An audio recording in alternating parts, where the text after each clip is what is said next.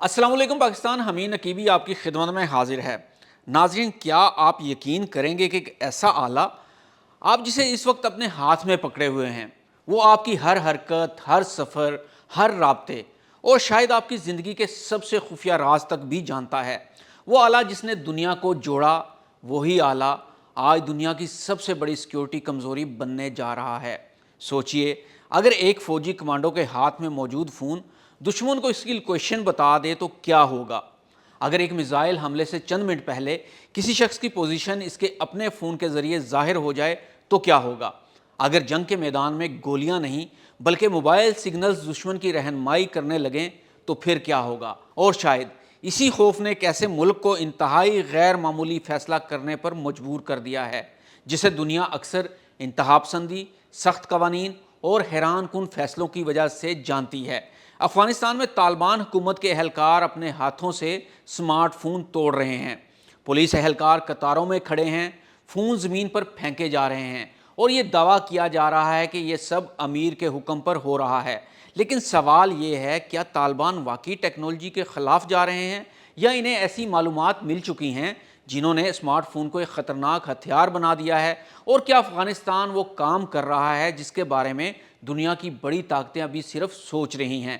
और क्या कहीं अफगानिस्तान की कोई ऐसी बड़ी इंफॉर्मेशन स्मार्टफोन के जरिए लीक तो नहीं हो गई जिससे वो डर रहे हैं। नाज़रीन, आज की वीडियो में हम सिर्फ अफगानिस्तान की बात नहीं करेंगे बल्कि जानेंगे कि क्यों जदीद जंगों में टैंक, जहाज और मिसाइल से ज़्यादा खतरनाक चीज़ एक आम स्मार्टफोन बनने जा रहा है। नाज़रीन, हकीकत यह है कि चंद साल पहले तक स्मार्टफोन को सिर्फ राब्ते का जरिया समझा जाता था, लेकिन आज सिक्योरिटी माहिरीन इसे जेब में रखा हुआ ट्रैकर भी कहते हैं, क्योंकि एक जदीद स्मार्टफोन मुसलसल मालूमात पैदा कर रहा होता है। आप कहाँ गए, किससे मिले, कितनी देर कहाँ रुके और कौन सी ऐप इस्तेमाल की, किस टावर से जुड़े थे, किस वाईफाई नेटवर्क से मुंसलिक हुए, ये सब डिजिटल निशानात छोड़ते रहते हैं। आम आदमी के लिए ये मामूल की बात है, लेकिन जंगी हालात में यही मालूमात जान और मौत का फ़र्क बन सकती हैं। और शायद यही वजह है कि अफगानिस्तान में तालिबान क़यादत अब स्मार्टफोन को सिक्योरिटी ख़तरा समझ रही है। वायरल वीडियोज़ में तालिबान अहलकार अपने फ़ोन तोड़ते दिखाई दे रहे हैं।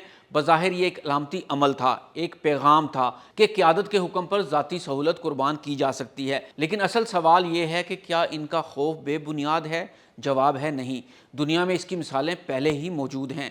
रूस और यूक्रेन की जंग को देख लीजिए। जंग के इब्तदाई महीनों में मुतअद्दिद फ़ौजियों को सख्त हिदायत दी गई कि मोबाइल फ़ोन इस्तेमाल ना करें। इसकी वजह क्या थी? फ़ोन के सिग्नल्स और डिजिटल सरगर्मियों से फ़ौजी नकलो हरकत का अंदाज़ा लगाया जा सकता था। कई मरतबा सोशल मीडिया पर अपलोड की गई तस्वीर ने भी हसास मुकामात की निशानदही कर दी।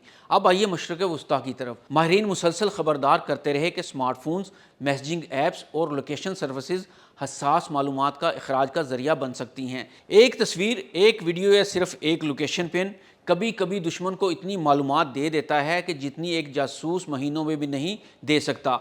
यही वजह है कि दुनिया के कई अफवाज हसास ऑपरेशन के दौरान मोबाइल फ़ोन इस्तेमाल करने की इजाज़त नहीं देती।